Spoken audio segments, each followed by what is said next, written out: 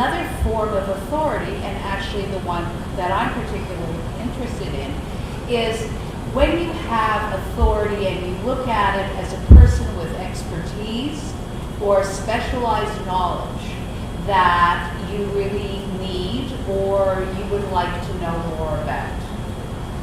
So that would be an authority, not in terms of power. Perhaps, although that's quite contested, it can be in terms of power, but not necessarily in terms of power or coercion. With somebody with expertise, you approach them. It's more your choice to come into their sphere of authority and try to learn something. So in some ways, it can be looked at quite differently than when you're looking at the authority of government, or the authority of the police, or the authority that happens in schools, or even differently than, let's say, somebody in authority, like I sometimes am, in a university classroom.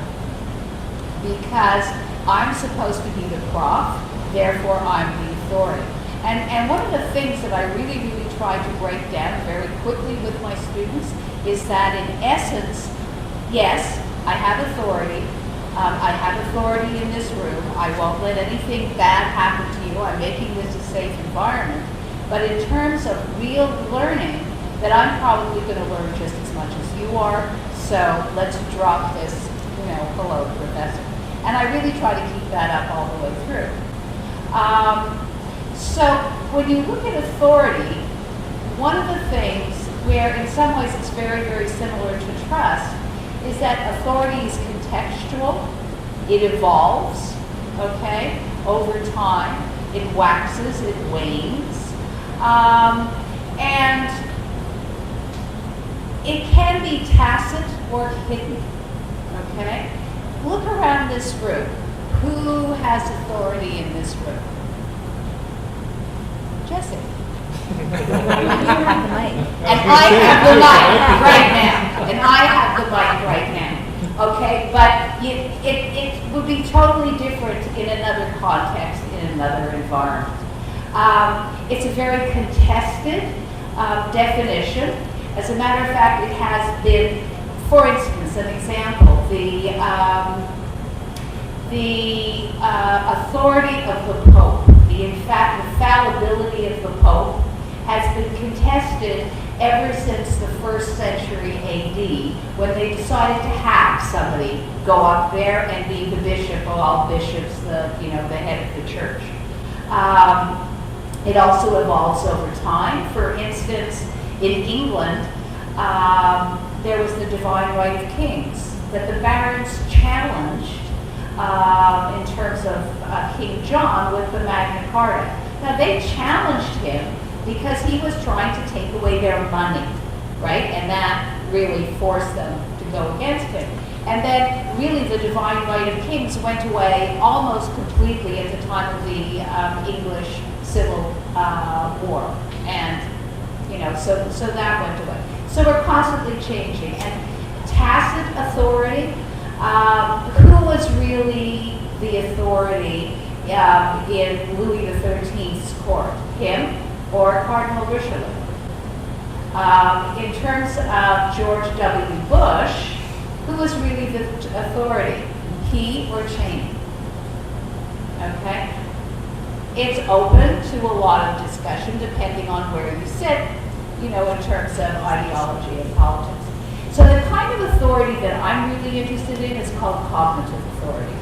And that's the authority where people are deemed experts and they have specialized knowledge and they share that knowledge. Now, that's been around since the beginning of time. I mean, you have, the shamans, you have the wise men, you have the crones, which I'm trying to gracefully grow into. So you have people with a great deal of knowledge. But what happens when you hit the online environment, as we have been doing for the past 15 or 20 years? And what happens in that environment? It's arguably the largest platform of authority in terms of that kind of authority. But who becomes the authority?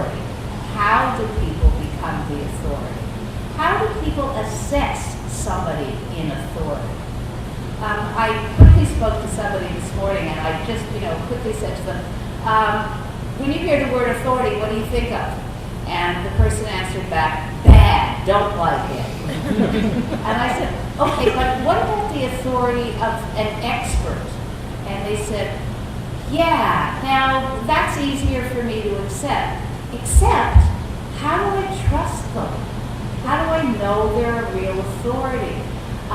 Sherida, you're an authority. You've got a PhD. Okay, I've got a credential. But does that make me an authority everywhere, in everything, or just in a very, very small piece?